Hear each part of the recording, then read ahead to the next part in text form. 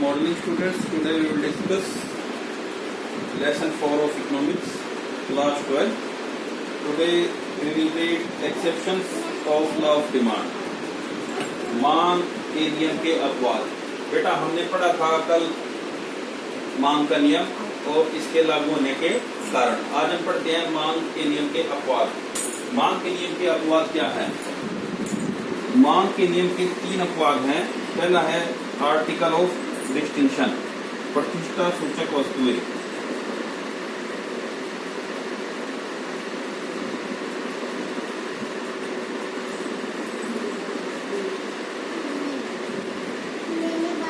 प्रतिष्ठा सूचक वस्तुएं। इस लॉ को सबसे पहले एक इकोनॉमिक्स में हमारे वेवलन ने बताया था। वेवलन क्या बताते हैं? जो भी प्रतिष्ठा सूचक वस्तुएं होती हैं उनके लिए उपभोक्ता अधिक प्राइस पे करना चाहता है। अगर उनका प्राइस कम होगा तो उपभोक्ता को नहीं खरीदता, अगर प्राइस ज्यादा होता है तो उपभोक्ता को खरीदता है। जैसे कॉस्टली कारपेट्स,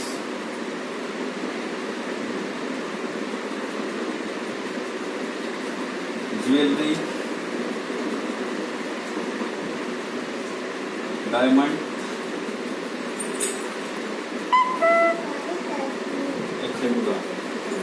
जो कॉस्टली कारपेट्स होते हैं, ज्वेलरी होती है, डायमंड्स होते हैं, ये आदमी के लिए प्रतिष्ठा सूचक वस्तुएं होती हैं।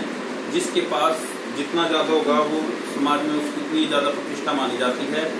एज पर वेवलन, अगर इन गुड्स का, कमोडिटीज का प्राइस ज्यादा होगा तो उपभोक्ता ज्यादा प्राइस पे इनकी ज्यादा डिमांड करेगा, जो कि मांग वक्र के एक्सेप्शंस को, अपवाद को दिखाता है। अगर मांग इस तरह होगा तो कीमत के बढ़ने पर मांग बढ़ेगी। तो इसका डायग्राम इस तरह से आएगा, मांग बढ़ अपवर्ड स्लोपिंग होगा। तो क्वेश्चन ये भी आ सकता है, exceptions of law of demand या why law of demand is upward sloping. दूसरा आता है इग्नोरेंस। इग्नोरेंस होती है अज्ञानता। अज्ञानता, कई बार कंज्यूमर अज्ञानता के कारण भी अधिक प्राइस पे करता है। अगर सेम कमोडिटी कंज्यूमर को 2 अलग अलग प्लेसेस से मिल रही है, एक लोकल मार्केट से और एक किसी मॉल से या सेक्टर की दुकान से, तो उस केस में क्या होगा? कमोडिटी सेम है लेकिन इनके प्राइसेस में बहुत ज्यादा डिफरेंस है। तो वो सेक्टर की दुकान से खरीदकर ये सोचता है कि मैंने अगर सेक्टर की दुकान से कोई कमोडिटी खरीदी है तो वो ज्यादा अच्छी है और उसके लिए वो ज्यादा प्राइस पे करने के लिए रेडी होगा। ये भी मांग वक्र के एक्सेप्शंस को दिखाता है। थर्ड पॉइंट है बेटा गिवन गुड्स।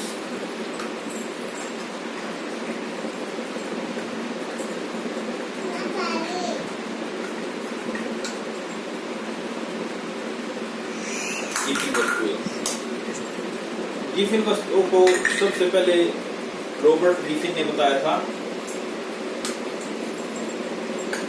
रॉबर्ट गिफिन ने बताया था, इसलिए इस लॉ को गिफिन पैराडॉक्स भी कहा जाता है।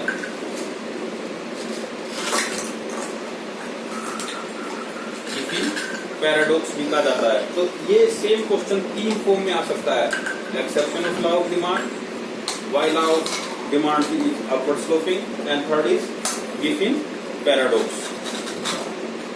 इस केस में क्या होता है? हमारा प्राइस इफेक्ट तो पॉजिटिव होता है, प्राइस इफेक्ट पॉजिटिव, और जो हमारा इनकम इफेक्ट होता है नेगेटिव होता है।